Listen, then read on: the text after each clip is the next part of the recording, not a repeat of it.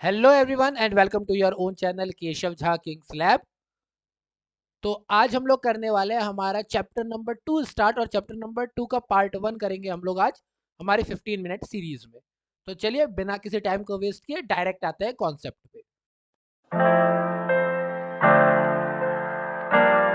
देखो, सबसे पहली बात बोला हुआ है कि प्रिंसिपल्स ऑफ मैनेजमेंट, यही हमारे चैप्टर का नाम है, प्रिंसिपल्स ऑफ मैनेजमेंट। तो इसका कॉन्सेप्ट क्या है, मतलब क्या है प्रिंसिपल्स ऑफ मैनेजमेंट का। देखो, मैं एक सीधी सी बात बताता हूँ। प्रिंसिपल्स का मतलब होता है जनरल गाइडलाइंस।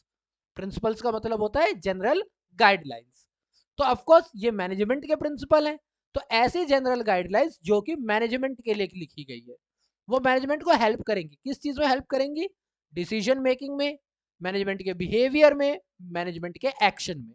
तो ऐसी general guidelines, broad and general guidelines, जो कि मैनेजर के डिसीजन मेकिंग, बिहेवियर और एक्शन में हेल्प करती हैं, प्रिंसिपल्स ऑफ मैनेजमेंट कहलाती है। अब कोई भी प्रिंसिपल जो दिया जाता है, वो प्रिंसिपल बनने से पहले उसके ऊपर काफी सारा काम होता है। ये एवे नहीं बन जाती, ये आती है कहाँ से?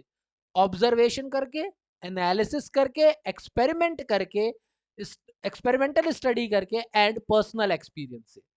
आप चीजों को ऑब्जर्व करते हो, आप एनालाइज करते हो, आप एक्सपेरिमेंटल स्टडीज करते हो और उसके बाद पर्सनल एक्सपीरियंस डालते हो, तब जाके के आप कहीं प्रिंसिपल्स ऑफ मैनेजमेंट को बनाते हो। जैसे मुझे ही कोई कोर्स करवाना है या मुझे ही कोई टॉपिक करवाना है, तो मैं क्या करूंगा? पहले तो मैं ये देखूंगा कि मेरे से पहले जो मेरे सीनियर्स थे, वो इस टॉपिक को किस तरीके से पढ़ा रहे थे। तो मैंने क्या किया? ऑब्जर्वेशन किया कि वो किस तरीके से पढ़ा रहे थे। उसके बाद ये देखूंगा कि उनके पढ़ाने के तरीके में मुझे कौन कौन सी बातें समझ में आ रही है और कौन कौन सी बातें समझ में नहीं आ रही है। ये मैंने कर दिया एनालिसिस। उसके बाद मैं सोचूंगा कि क्या इसमें मैं कुछ अपना नया पुट ऑन कर सकता हूँ। तो मैं एक्सपेरिमेंट करके देखूंगा कि ओके, एक्सपेरिमेंटल स्टडी ये डालने से ये हो पा रहा है। अच्छा, इस पॉइंट की जगह अगर मैं अगर मैं मूवीज का एग्जाम्पल ले रहा हूँ, तो बच्चों को समझ में आ रहा है क्या? अच्छा, मूवीज से नहीं आ रहा तो क्या मैं करंट अफेयर्स का एग्जाम्पल ले रहा हूँ, उससे समझ में आ रहा है क्या? कौन से पॉइंट से बच्चों को समझ में आ रहा है? मैं क्या कर रहा हूँ? एक्सपेरिमेंटल स्टडीज कर रहा हूँ। उसके बाद मैं अपना थोड़ा पर्सनल एक्सपीरियंस भी डालूंगा कि मेरा कौन से टॉपिक पे कंफर्ट है, यानी कहाँ से एग्जाम्पल मुझे बहुत ज्यादा मिल जाते हैं, या फिर ज्यादातर बच्चों को कौन सी बात समझ में आती है। तो ये मेरा पर्सनल एक्सपीरियंस होगा और उसके थ्रू मैं क्या करूंगा? अपने पढ़ाने के तरीके को डिजाइन करूंगा, अपने पढ़ाने का प्रिंसिपल को बनाऊंगा। तो कोई भी प्रिंसिपल जो होता है वो 4 टॉपिक को लेकर चलता है: observation, analysis, experimental study and personal experience. Clear? अगर हम बात करते हैं कि नेचर क्या है प्रिंसिपल ऑफ मैनेजमेंट का, बहुत सिंपल सी बात है। जो प्रिंसिपल्स होते हैं वो यूनिवर्सली एप्लीकेबिलिटी रखते हैं। क्योंकि वो ऐसा नहीं है कि बस एक सिचुएशन देखी और बना दिया, नहीं। ऐसा नहीं है कि मैंने कंपनी ए को रिसर्च किया और कंपनी ए के हिसाब से बता दिया, नहीं।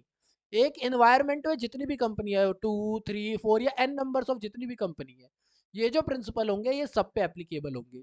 चाहे वो बिजनेस कंपनीज है, चाहे नॉन बिजनेस कंपनीज है, छोटी कंपनीज है, बड़ी कंपनीज है, ये प्रिंसिपल्स सब पे अप्लाई होते हैं। हाँ, किस हद तक अप्लाई होंगे, एक्सटेंट क्या होगा, वो अलग अलग हो सकता है। जैसे लार्ज इंटरप्राइज है तो हो सकता है ज्यादा बड़े लेवल पे ये एप्लीकेबल हो, छोटा इंटरप्राइज है तो छोटे लेवल पे एप्लीकेबल हो। ठीक है?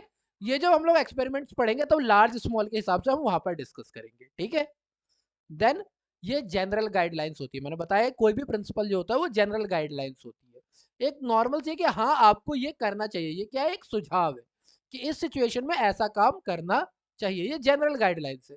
आप देखते हो ना, जो आपका एग्जाम स्टार्ट होता है तो उसमें लिखा होता है कि यहाँ से यहाँ तक क्वेश्चन नंबर 1 मार्क के है, इसके आंसर इतने वर्ड्स में होने चाहिए।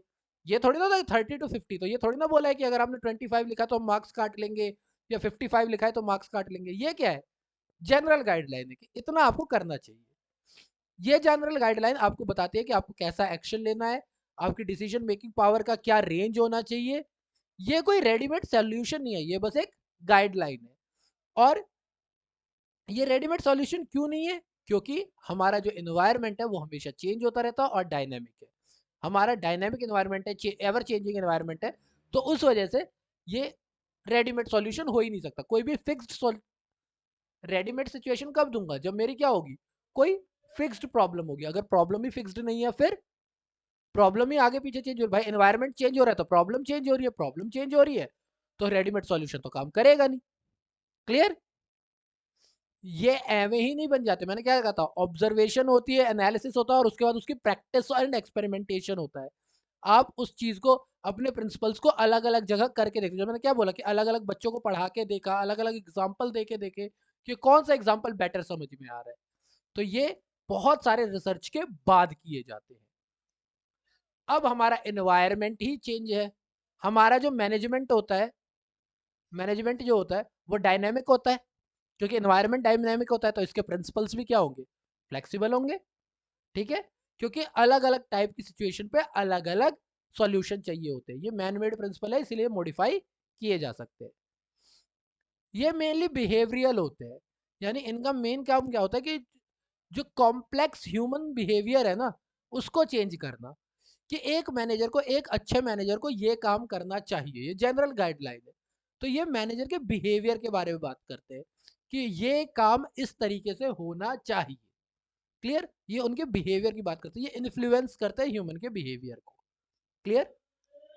देन आता है आपका cause and effect relationship. Of course जितने भी प्रिंसिपल्स होते हैं वो इस पे कि क्या कॉज था, इसलिए ये प्रिंसिपल दिया गया, और इस प्रिंसिपल का क्या इफेक्ट होगा। तो कोई भी जो प्रिंसिपल होगा वो कॉज और इफेक्ट के बीच में रिलेशनशिप बिठाएगा। ठीक है, कि अगर ऐसी सिचुएशन हो तो आप ये प्रिंसिपल इस्तेमाल कर सकते हो। And the last one is contingent. इसका मतलब क्या है कि जो एक सिचुएशन है अभी उस पॉइंट ऑफ टाइम पे उनकी एप्लीकेबिलिटी जो है डिपेंड करेगी कि पर्टिकुलर पॉइंट ऑफ टाइम पे सिचुएशन क्या है। फ्यूचर में क्या होने वाला है उसका एक आइडिया मिल सकता है आपको, लेकिन आप गारंटी नहीं ले सकते। Management principles are capsules of selected management wisdom, यानी कि जो सिचुएशन है पर्टिकुलर सिचुएशन के ऊपर ही ये काम करे। कंटीजेंट होते हैं, पर्टिकुलर सिचुएशन पे पर्टिकुलर पॉइंट ऑफ टाइम पे काम करेंगे। जरूरी नहीं है कि उसी सिचुएशन पे आगे भी काम करेंगे। ठीक है, कर सकते हैं पर करेंगे कोई गारंटी नहीं है। आई होप ये समझ में आ गया होगा आपको। आज के टॉपिक के लिए हम लोग significance of principle of management इसको और पढ़ेंगे। द नेक्स्ट क्लास से हम लोग पेरोल के मैनेजमेंट की बात करेंगे। ठीक है, तो अगर हम सिग्निफिकेंस की बात करें कि कहाँ तक इसकी यूटिलिटी है, कहाँ तक इसके यूसेज है, तो सबसे पहली बात जनरल गाइडलाइंस है। तो जनरल गाइडलाइंस का मतलब क्या है कि ये मैनेजर को एक इंसाइट देता है रियलिटी का, कि देखो रियलिटी में ऐसी ऐसी सिचुएशन आ सकती है, तो आप इस टाइम पे इस तरह के डिसीजन जो है बना सकते हैं। आप राइट डिसीजन ले सकते हैं राइट टाइम पे, क्योंकि आपकी नॉलेज क्या है, बढ़ी हुई है, आपको पता है कि ऐसी सिचुएशन आ सकती है। तो ये क्या करती है, आपकी नॉलेज को बढ़ाती है, आपकी एबिलिटी को बढ़ाती है, और आपके अलग अलग सिचुएशन की अंडरस्टैंडिंग को भी बढ़ाती है। तो ये एक इंसाइट देती है, एक नॉलेज देती है रियलिटी की, किसको, मैनेजर्स को। देन जब ये इतनी नॉलेज दे ही रही है तो ये एक और चीज बताती है कि ये रिसोर्सेज का effective utilisation and optimum utilisation सिखाती है। ये पहले से प्लान करना बताती है कि आपको क्या क्या काम करना है, आप कहाँ कहाँ वेस्ट कर सकते हो चीज़ें, वो भी बताती है। तो मैनेजमेंट प्रिंसिपल जो है वो ये बताते हैं कि कैसे आप रिसोर्सेज का ऑप्टिमम यूज़ कर सकते हो, चाहे वो आपके फिजिकल रिसोर्स है, फाइनेंशियल रिसोर्स है, या ह्यूमन रिसोर्स है। तो ये प्रिंसिपल्स आपको ये बताते हैं कि आप अपने पैसों का, आपके सामान का, आपकी मैन पावर का किस तरीके से ऑप्टिमम यूज़ कर सकते हो। ठीक है, ये पर्सनल प्रेजुडिस को डिस्करेज करती है कि नहीं, आपके पर्सनल भेदभाव वगैरह जो है नहीं आएगा। मेन बात ये है कि आपका एक बेटर एडमिनिस्ट्रेशन होना चाहिए, जिसका ऑब्जेक्टिव जो है वो किसका होना चाहिए, कंपनी का ऑब्जेक्टिव होना चाहिए। क्लियर, तो ये बेटर यूटिलाइजेशन की बात करता है। देन थर्ड, ऑफकोर्स जब इतने एक्सपेरिमेंट के बाद हो रहा, तो हमने क्या पढ़ा था कि एक सिस्टमेटिक स्टडी होती है, एक्सपेरिमेंट बेस्ड होती है, तो साइंटिफिक होता है। तो प्रिंसिपल जो होते हैं मैनेजमेंट के वो भी साइंटिफिक डिसीजन होते हैं। ऐसा नहीं है कि सुबह उठा और मैंने कहा नहीं ये रूल चलेगा, नहीं। ये सारे मैनेजमेंट प्रिंसिपल जो है वो रियलिस्टिक होते हैं, बैलेंस्ड होते हैं, और पर्सनल बाइस से फ्री होते हैं। किसी का पर्सनल बाइस इसमें नहीं है, ये साइंटिफिक डिसीजन है, इसीलिए हर जगह एप्लीकेबल है, क्योंकि यूनिवर्सली एक्सेप्टेबल भी तो होता है, फर्स्ट चैप्टर में पढ़ा था हमने। देन ये क्यों ज़रूरी है, क्योंकि हमारा एनवायरनमेंट लगातार चेंज होता रहता है।